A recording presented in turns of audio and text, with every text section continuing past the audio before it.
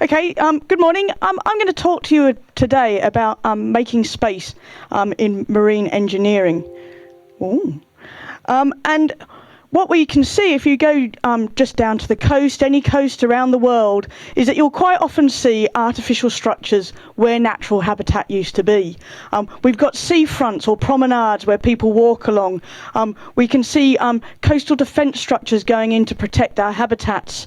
We can also see, in many areas, you can see offshore renewable energy devices that are putting hard substrate into the marine environment. And quite often we're developing ports and harbours that bring infrastructure and commodities from other countries into the country that you live in.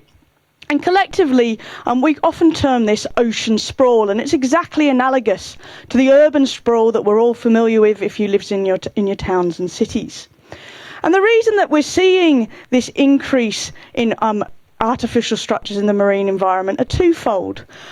We know that about 60% of the global population lives within 100 kilometres of the coast, and that is only likely to increase as the population, global population grows. And so we need lots of infrastructure around our coastlines to help protect those. We also know that climate change is a key driver in this increase in coastal infrastructure. And this is via two mechanisms.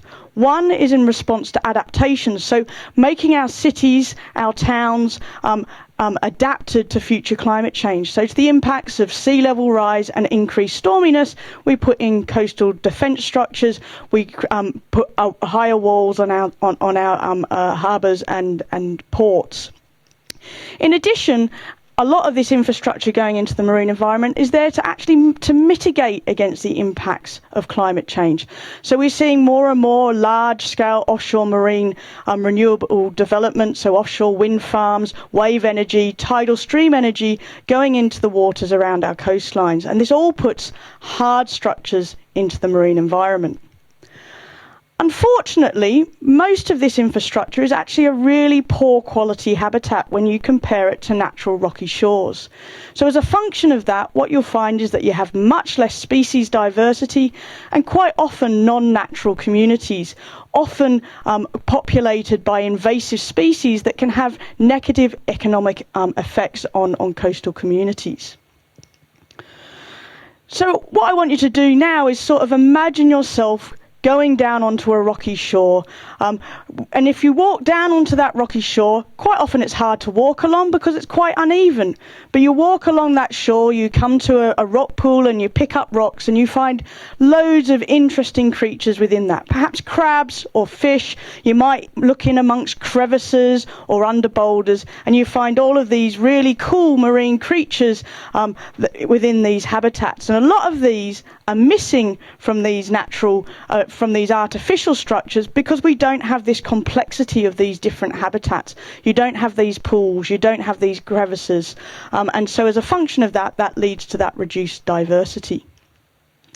And so what I want to talk to you today is about this concept of eco-engineering. And this is this idea of by making small-scale interventions into these artificial structures that you can make space for nature. And what we want to be doing is moving from these sort of poor quality habitats and by creating these small-scale interventions, making them much more like natural communities. And that doesn't just have benefits in terms of the number of different species, making them more like natural communities, but obviously what you see on a natural rocky shore, lots of things come in and eat those, so it can have benefits for fisheries. Quite often we actually really enjoy going down onto a rocky shore and going rock pooling. It's probably something that many of you do on your summer holidays if you go on a coastal summer holiday. And so what we want to do is make this better for nature, but also better for us as humans as well. And the way that we can do this is by actually modifying these artificial structures, by perhaps changing the texture of the surface of these structures, by actually maybe putting in rock pool environments, or even putting large-scale habitat units. And I'm just going to talk about a couple of these going forward as evidence that they can have positive impacts on nature, before perhaps talking about some of the barriers that are actually facing us in actually getting eco-engineering adopted more widely.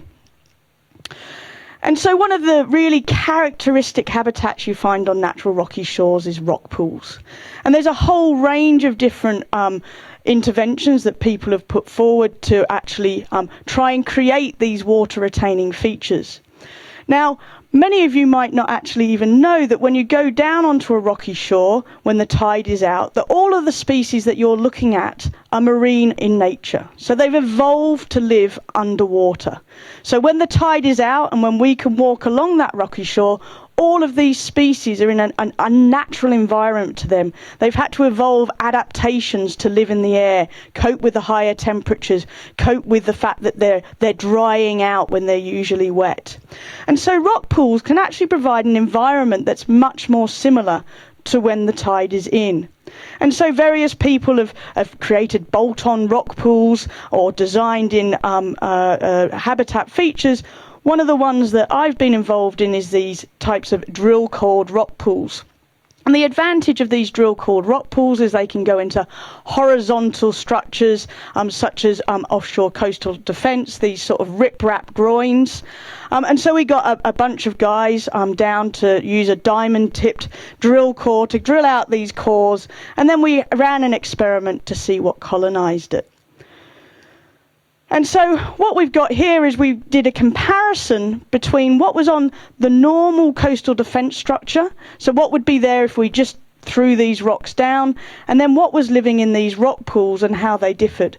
So what we've got here is we've got a graph, and on the y-axis we've got the number of different species. And on the x-axis we've got the sort of broad type of species that were found in there. The white bars represent species that were found on just the open rock, the unmanipulated artificial structure. And then the grey bars represent what was found in the rock pools. And what we can see pretty clearly straight away is that you see an increase in the number of different species, and they're different species to what you would find if you didn't put this rock pool environment in. More importantly, what you're seeing is also whole groups of organisms that wouldn't have been there without having this intervention put in place. So we've got things like fish that actually don't do very well when the tide is out, and they would normally go out with a tide, and now living in these rock pools. We see a lot more different species of algae, and the really interesting thing about algae is it creates habitat and food for a wider range of species, so they're usually very important in supporting other species. So just with a simple intervention like this, by just drilling out a little bit of the sediment from these rocks, is that you can increase the diversity on these structures. And there's lots of evidence of many different interventions that do this.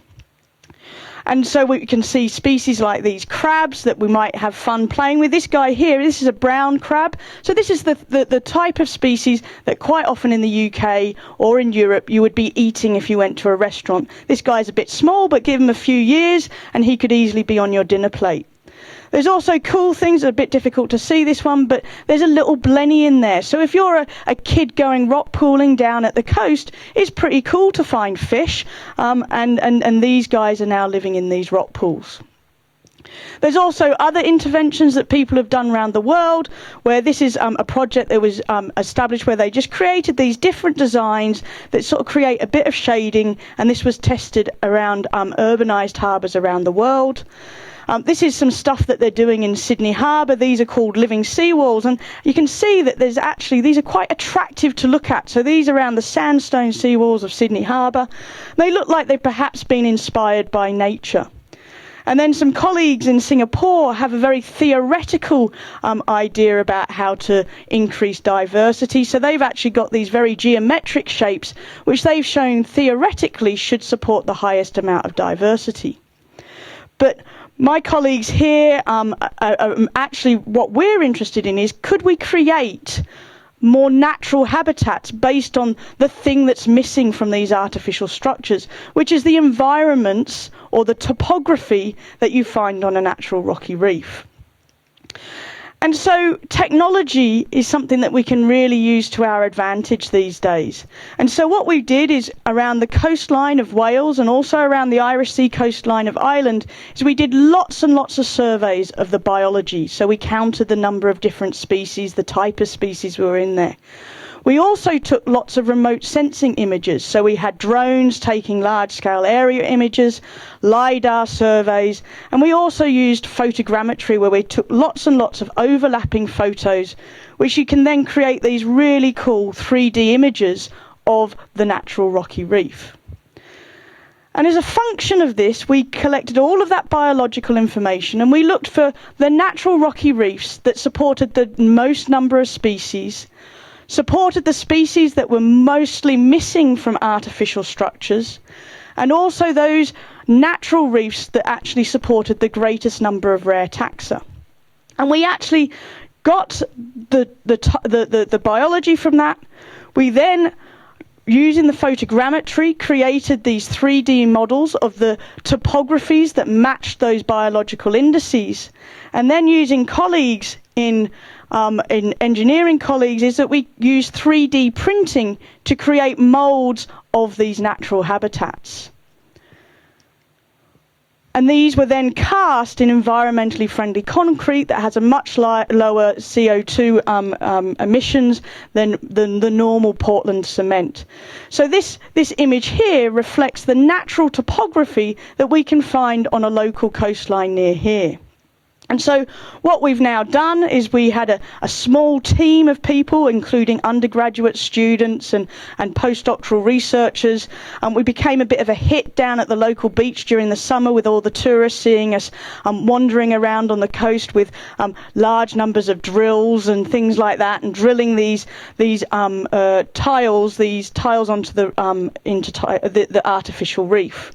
And so what we've now got, we've got over 100 of these tiles out on the local shores near here. And what we're doing is we're seeing what colonizes those, and if they then become more like what we see on a natural rocky reef, because the topography is more similar to a natural rocky reef. And within days, we had colonization. So where this little red ring is, that's actually highlighting one of my favorite species, which is a limpet.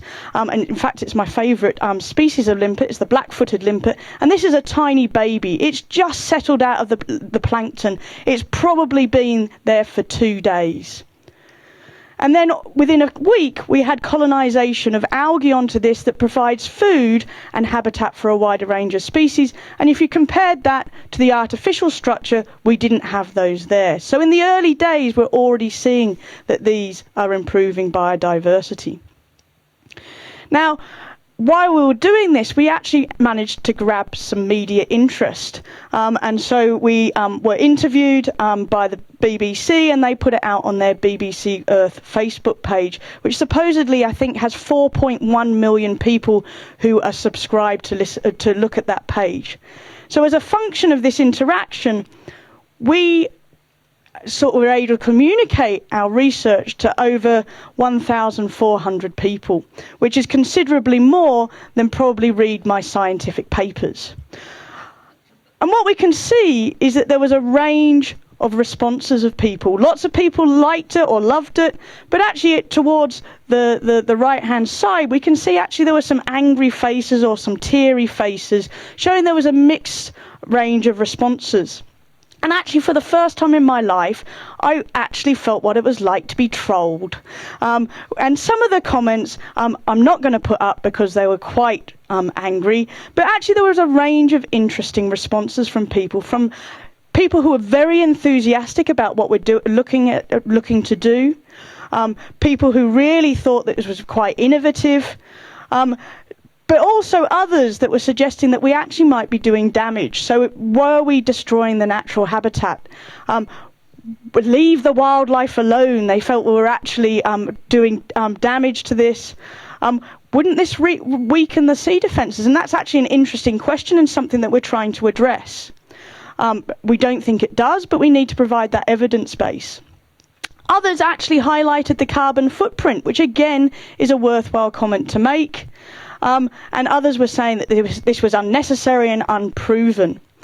And actually, while some of the comments were really unfounded, and we actually spent some time replying to many of them, because actually they were raising very important points.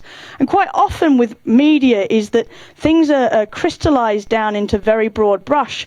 And as researchers, it's all about nuance. And you can't get across that nuance when you've got a 3-minute clip to actually talk about what you're doing. And so one of the things that we need to do is that we need to move marine eco-engineering more towards where we are in terrestrial systems. And many of you driving here or driving in your daily lives will actually have passed through areas that have been modified to make terrestrial systems better for nature. So there's often motorway wildlife corridors where deers or other creatures can transfer across motorways without having the potential impact of being run over. There's bat bridges, wetland restorations, or even where on the verges of motorways they actually allow wildflowers to grow because they have beneficial effects for bees and things like that. So how do we move marine eco-engineering in the direction that terrestrial eco-engineering is, where actually these are considerations that are made when anyone plans to do work in the terrestrial environment. And so we feel that there's sort of 3 pillars to get people to engage with this. We feel that there must be a policy pool, so government must have some sort of involvement in this. We also need an evidence base. And we also need stakeholder support. And as we saw with a couple of slides ago, that stakeholder support from the general public has a mixed level response. So where are we along this route to implementation? Well, around the globe, we're seeing increasingly now that legislation when it comes to coastal acts or marine acts are actually saying that in addition to doing no harm, is that we should look for opportunities to build in beneficial features. So this is actually the UK Marine and Coastal Access Act, which very much talks about building in stuff like eco-engineering, so that we do have that policy pool. I would also say that we have that evidence base, but obviously no one's going to sit and read these scientific papers because unless you're a marine ecologist, they're pretty inaccessible. But what we would say is there's an evidence base to suggest that actually these interventions can have positive effects on biodiversity, but also on coastal services, so increased fisheries provision, better tourism for people to go down and look at those systems. And I guess where we need to be now is getting that stakeholder support. And I guess in part, one of the reasons that I'm here is to communicate that eco-engineering is not about damaging the natural environment, is actually much more about actually enhancing artificial structures for the benefit of nature and hopefully in turn for the benefit of the humans that live in coastal systems. Thank you.